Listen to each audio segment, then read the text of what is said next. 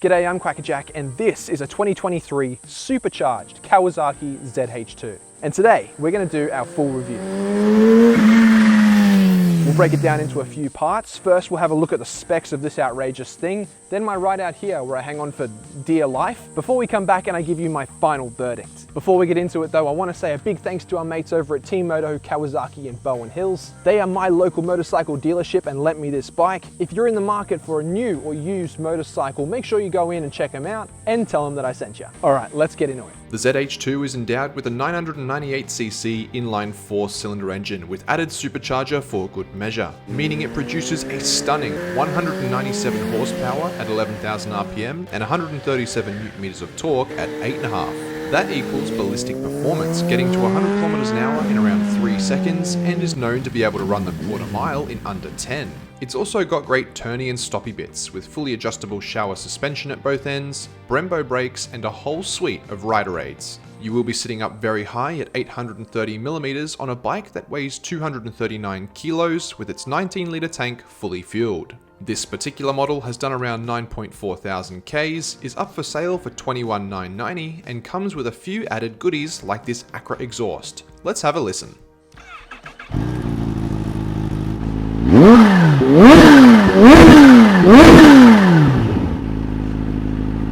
Alrighty guys, well, in the spirit of being a little bit different on this channel, we've gone from one of the least powerful motorcycles you can buy last week, a 10 horsepower Honda Grom, to one of the most powerful, a 197 horsepower Kawasaki ZH2. Oh my god, there's a fuck. That lizard, I almost ran it over. That thing is lucky. Jesus! Ah! Whoa! Okay, we need to be careful of this thing because it's a monster lying in wait. Oh, so this 998cc inline 4 is supercharged. It's actually the same one as the H2 except slightly smaller. It's still spinning so fast that it breaks the speed of sound, which gives it that iconic sort of whistle on the intake. However, here it's less of a whistle and more of a chirp. You can hear it most when it's over 6,000 RPM on the downshift. Let's see. Hear that? Sounds like the canary your grandma used to own, except it's done around a testosterone. We did take a 1290 Super Duke through these roads not that long ago, and I suppose that's probably the closest thing I'll be comparing it to. You know, sort of similar power levels, or this one is higher. I think this bike is widely regarded as king of the nakeds. It may not have the absolute most power. You know, there are some that do produce a few more horsepower, but what other naked bike can say that it's supercharged? Oh man, I'm not gonna overtake you on double whites, mate. Thank you. I hope I don't need you later. Alright, so this isn't a light motorcycle, you know, it's coming in at 239 kilos, fully fueled, wet on the road. But right now, cannot tell at all. Once you are moving, this thing is pretty agile. It's got some great suspension, especially at the front end. It's also got some really good brakes too. Let's try them. Oh, those Brembos doing their job very well. This would be a very, very easy motorcycle to get yourself into a lot of trouble with. This has got to be one of the fastest accelerating motorcycles on the market today, and look, it'll get from 0 to 100 in less time than it takes for you to say, oops, sorry officer. We do have a few riding modes available to us here as well. We've got Sport, Road, and Rain, and you've got a customizable rider option as well. On the way here, I did have it switched between the three to see sort of what was the most comfortable on city streets, and obviously Rain did a really good job of sort of toning it down a little bit and making it a very nice and easy bike to maneuver around town with. But on roads like this, I think Sport is the only appropriate option, giving us all the power. Alright, we'll wait till we get to a sort of faster part of the road to attempt to open it up a little bit. But so far, I gotta say, the throttle has been fantastic. Oh, actually, here's a chance for us to test how it corners.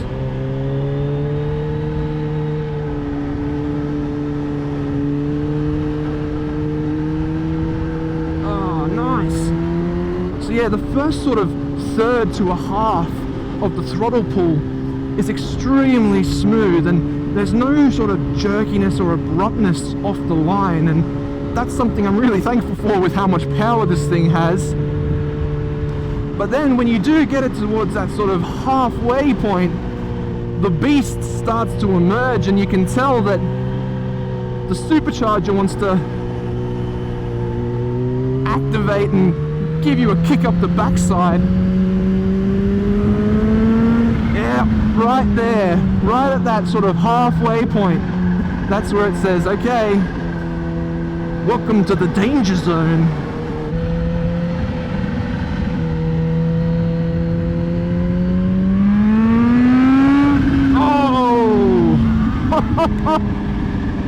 Okay, it just wants to lift that front end. God, that power, it's like a rocket ship. I feel like I need a mic back to ground control. The amount of thrust that we're producing here, if I had wings, we'd have liftoff. Okay, a more tame part of the road. Let's switch it back into road. Okay, while we're going a bit slower, let's talk about the ergos and the seat and stuff, because so far it's been very, very comfortable.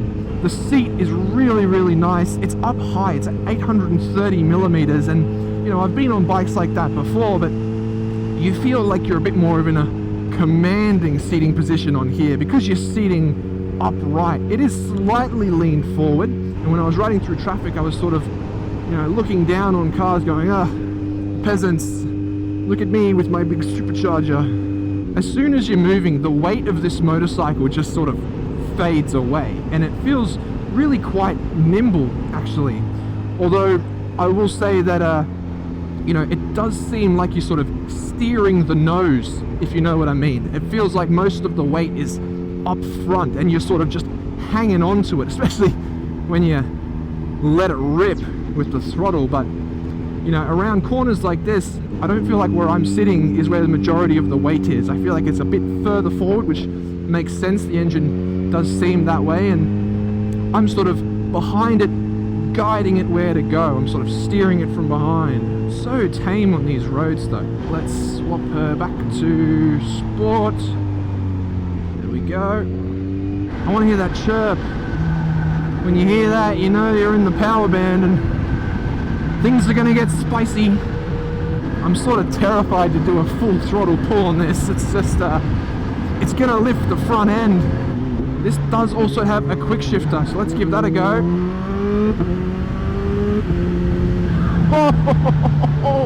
Look, it doesn't feel like a super sports when you're going through the corners, but it just feels like a really nice handling naked. Easy to use and not a challenging bike to take through a corner. Alright, let's chuck it down into rain mode. Road, rain. There we go. Okay, yeah, now that's much more relaxed. And actually, really comfortable. Like, very plush now. Okay. Turn, nice and easy. Yeah. Yeah, see, when you're at a stop, you can feel the weight. Now, we were just on it for like probably 45 minutes and perfectly comfortable. I didn't have to stop. I just wanted to check my cameras, but man, so far, ZH2, you gem. Sport. I hear the canary. Things about to get mental. You know, you gotta respect Kawasaki for some of their decisions. I mean, I don't think anyone was asking for a leader class supercharged naked motorcycle, but they're like, hey, we can do it. Here you go, why not? And you know what? We'll also make it really comfortable. I respect that. They didn't have to do it. I think it's the oddballs like this that make the motorcycling world a bit more interesting. In a world where everything's just turned into boring parallel twins, which, you know, are fine, it's nice to have the odd bonkers motorcycle.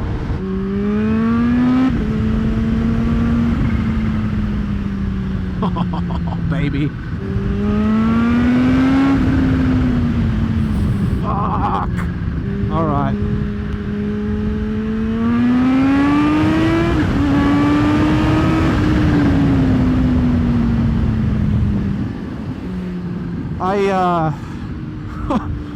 I no words. It's I mean, What do you even say to that? That's madness.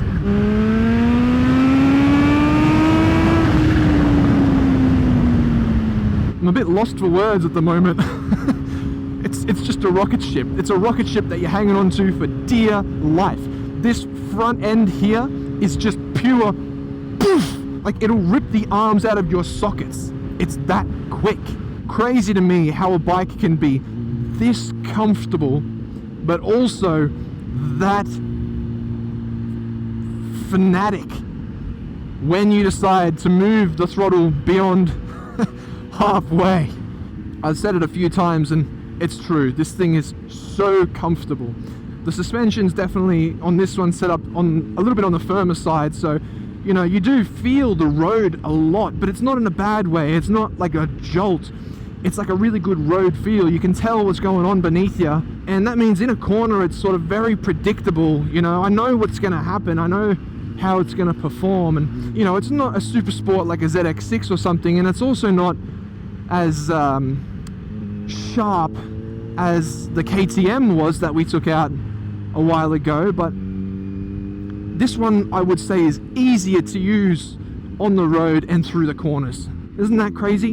An almost 200 horsepower supercharged motorcycle is easy to use. I think I'm more inclined to compare this to the likes of, say, the ZX14 or the Hayabusa rather than something like a Ducati Street Fighter or KTM 12 or 1390 Super Duke.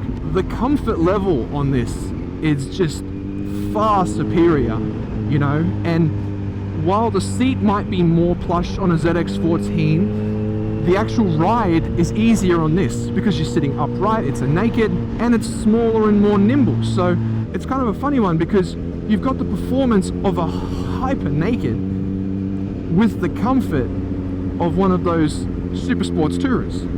So it's got a big 19-litre tank, which you'll need. It's going to be a gas guzzler. I filled it up before we came out and it's already lost the bar. You'll have a couple of oh shit moments on this bike. The first is when you first pull the throttle and you realise how quick it'll go. And then when you come up to a corner and you realise how quick you're still going. Thankfully those brakes are there to help you out. You know, I really thought that you'd feel the weight a bit more on this thing, but it's surprisingly flickable through the chicanes. I mean, look, that flicks real nice. I want to hear that chirp again.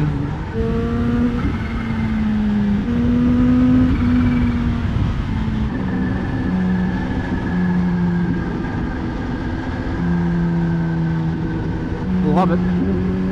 All right, let's head back for my final thoughts. Well, to be honest, I'm still trying to process the madness that is the ZH2. I have to hand it to Kawi. They know how to make a crazy bike. Let's start with the design, because it seems to be pretty divisive. From the side, I reckon it looks like a Z900 that's had a few cheek fillers put in up front. It is well built though, and you can feel that standard high quality Kawi finish as soon as you sit on it. Overall, I don't mind the styling, but don't think it would look that out of place in the next Transformers movies fighting alongside the Autobots. Right, let's talk engine and performance, because I mean, look at those numbers. Last week we took out a 10 horsepower Honda Grom on these same roads, and today we're on something that's got almost 200. This is arm-ripping, eye-popping performance. Is it too much? Yeah, probably. But I don't mind, because believe it or not, it is as tame as it is terrifying, and the separation between those 2 points is about a half pull on the throttle. It can genuinely be an easy thing to ride. Flick it to a different ride mode, road or rain, and don't go ham-fisted on the throttle, and it's almost like a big pussycat, purring along in total comfort. Poke it a bit though, and that pussycat turns into a tiger and will rip you apart limb from limb. Oi, what do you want? Bugger off. I love the sound of that supercharger spinning. You really hear it best above 6,000 RPMs as you let off the throttle. It's like that tiger's got a canary in its mouth. The handling and suspension was a surprise too. It's capable, more than capable, and yeah, it's not as sharp as say the Super Duke, but it is a very predictable performer. It is a heavier bike, but once moving, that weight is gone, only showing up again once you slow down for a slow speed maneuver. So something to note is if you're on the shorter side, this may be a harder thing to maneuver because of the seat height. Being up so high though meant that I felt almost regal sitting on it around traffic, looking down on the roofs of non-supercharged peasants. And a quick bark on the downshift really asserted that dominance. Other than that, I thought it was extremely comfortable and was comparing it more to the likes of the ZX14 than the Super Duke. The upright seating position and plush seat is great for longer rides and you could really do some miles on it. However, if you are going fast, and you probably will be, you will be getting some wind buffeting. Even though it's got a large 19-litre tank, if you do get tempted to use even a bit of what's on tap, the fuel gauge will go down almost as quick as the bike accelerates. I filled up before coming out and have already used up 2 bars. Overall, it's a really enticing and addictive thing to ride. Kawi didn't have to make it, but I'm glad they did. In a world of neutered, filtered and watered down bikes, it's things like this that still give the motorcycling world a bit of flavor. I like it and think it holds huge value in terms of a bike to own and to help keep the wild side of the motor world alive. But that's it from me. Thanks again to Team Moto for lending us the bike and for you guys for following along. If you haven't already subscribed, make sure to do so. Until next time, see ya.